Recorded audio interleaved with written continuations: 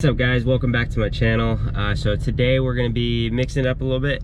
We're going to start the day off by heading to the go-kart track, and I'm going to get about an hour to 2 hours in on my shifter kart. For you guys that don't know, I have a 125cc shifter kart. It's a CR 125. It's right back there sitting on the ground or in the rear of the truck. Yeah, so I usually like to do that 2 to 3 times a week. Karting's really good for your driving skill, or just helps improve your driving skill. A lot of the stuff that you do in karting can transition into like the car, so I like to do that. But other exciting news today is I think we're going to go pick up another car. Kind of a on the whim purchase.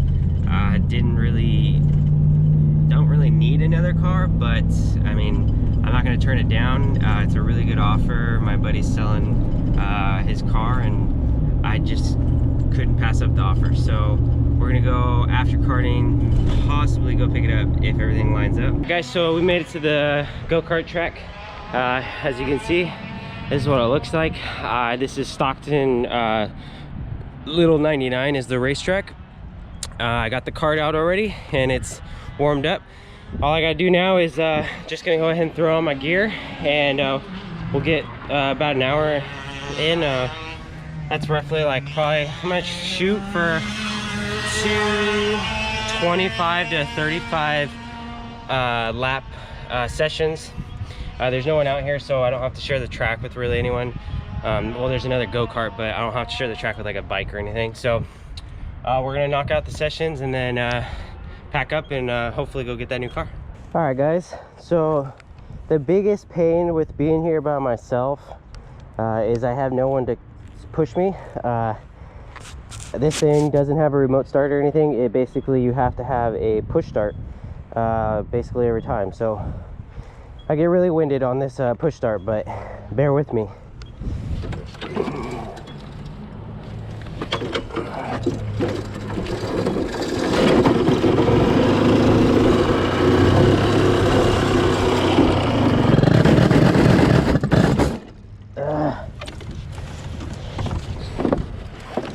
Failed attempt number 1.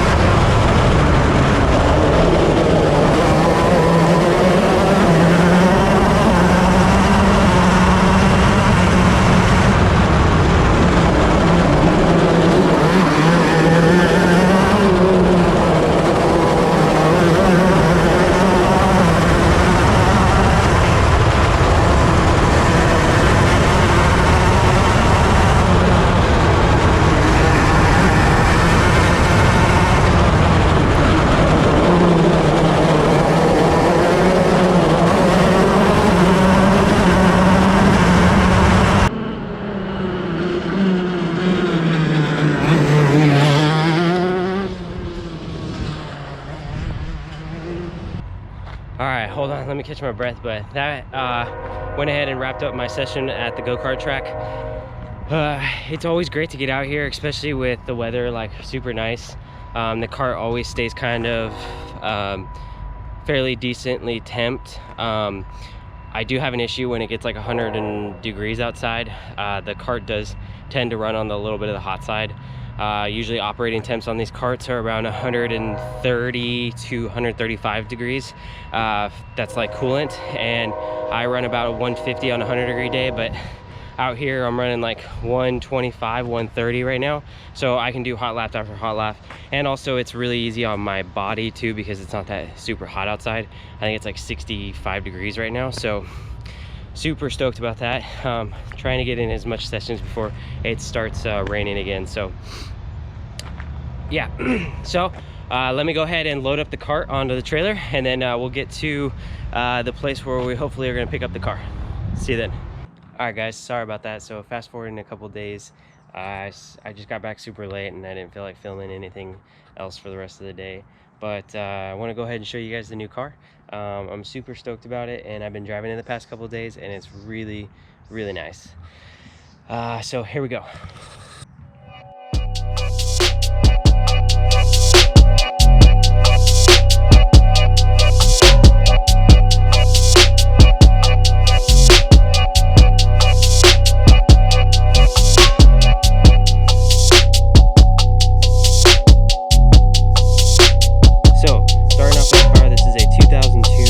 WRX.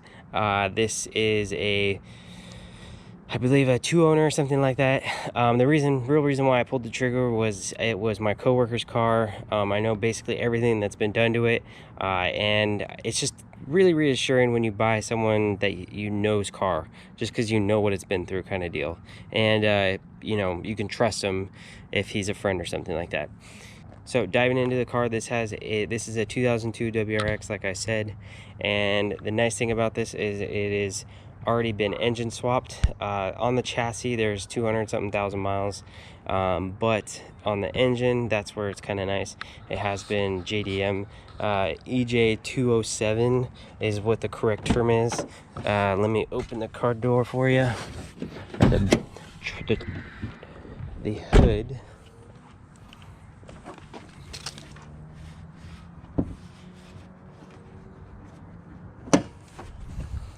So, a little bit of backstory. This is a, like I said, a EJ207 in the car. It has about 20 to 25,000 kilometers currently on it. It's the JDM version, so they do put out a little bit more power, a little bit more reliable. This motor would have came from a 2004 STI in Japan, so it's pretty beefy. It's also a twin scroll turbo, so a little bit more low end power. Just the power band's just a lot more smoother from what I've driven in the past with WRXs. He has done a full Tomioka catless downpipe, along with a I think it's a Tomei N200 is, I believe, the exhaust that he has on it.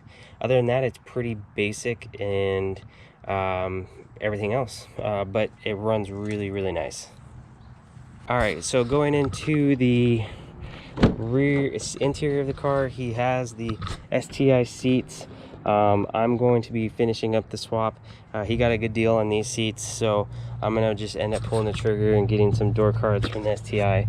And then the only other thing that I believe that you need is the rear passenger seats, which also need to be converted to the STI. But that's the nice thing about these things, are they're kind of like Legos. They just switch, and like just kind of everything switches from different platforms or different chassis. And then the other last bit of thing, he does have coilovers on the car. I think he has feels on them, and then also has the Brembos from the 2006 STIs. And the one thing I wanted to tell you guys before I forgot was the transmission has already been swapped. These have a really bad transmission from stock, the 5 speeds. So basically I think all the WRXs come with the 5 speeds, and they're known as like glass missions or something like stupid like that. But yeah, this has a 2006 STI transmission and rear diff. If you guys do the swap, I have heard that you have to do the rear diff also, just because the final gear or something like that has to match. Before I go on a quick drive with you guys in the car, I wanted to kind of briefly explain what my kind of goal for this car is. I mainly bought it just for a daily driver, but the more and more I'm kind of playing around with the idea, is I'm not gonna lie to myself. I'm not going to say that I'm not gonna mod it, because I am going to. It's just in me. I don't know, it's just I have to do it. But at the same time, I want to do it kind of modestly and just not go full-blown like race car like we did with the GTO. I really want to be able to drive this thing like every day, like full AC, full interior kind of deal, and also be able to go to like a autocross or something like that in this thing. That's kind of my goal. I've already ordered a ton of parts for this, so the build on this is going to be happening super fast, and I think it's going to be a really cool one. I've got a lot of good parts coming for the car, a lot of suspension stuff, and also the cool thing about this car is just that motor is pretty much, it's what you would have already put, it's what I would have put in if I would have bought this with the stock, just like a stock form. That's the motor you kind of want to go to in these kind of cars. They tune the best, they make the most power. I think the only thing we're going to do for the motor in this car is probably just do an E85 conversion, run like a flex fuel setup, and I think you can get about 60 to 70 more horsepower that the car's probably currently making now. So let's go for a quick drive. Find my keys.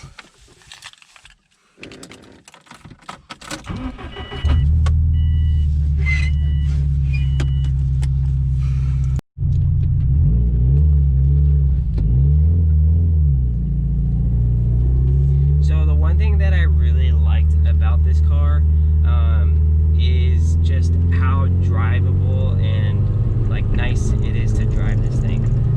The only thing that we had an issue with was I had this really bad squeaking sound that I actually just fixed today.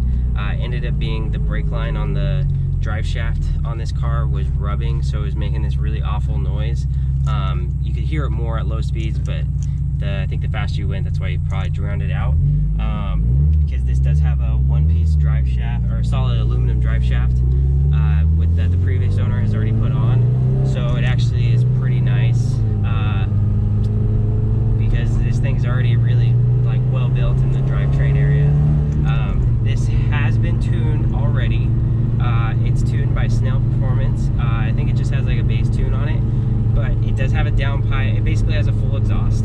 These cars come with equal length headers from Japan, or the JDM cars come with equal length headers. They're not unequal length, so you don't get the Subi rumble. But honest though, I really like the equal length sound. It sounds more performance based. I feel like a lot of like the Ricer, you know, Subi rumble, I guess, there's something against me that I just hate it. If I'm being honest, I really like the crisp, like it's clean sounding when you have the equal length, and it really sounds like a well-performing four-cylinder in my opinion. And the equal length headers also perform way better than the unequal. But as you guys can see,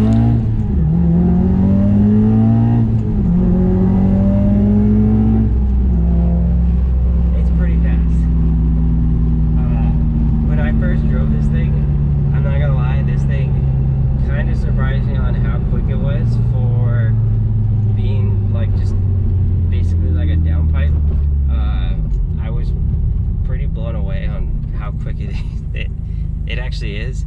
And these cars aren't like that heavy or that light at the same time. I believe stock they're 3,100 pounds, so, or I think it's 2,900, something around there. So I mean, it's on the lighter side, but it's not like, you know, 2,600 pound kind of car. So it is a little bit heavy, but it is really fast for what it is. So I think that's pretty much gonna wrap it up for this video. I'm super pumped about this car. I really look forward to building it and just kind of see what it turns out to be. Definitely needs some work. The suspension is definitely a little rough, but hey, that can always be worked on. So if you guys want to stay up to date with the build, make sure you guys subscribe to my channel. We're going to be doing a ton of stuff to it, and it's going to be happening pretty fast. I already have a lot of parts coming. So like I said, make sure you guys hit that subscribe button. I really want to try to get to 1,000 subscribers.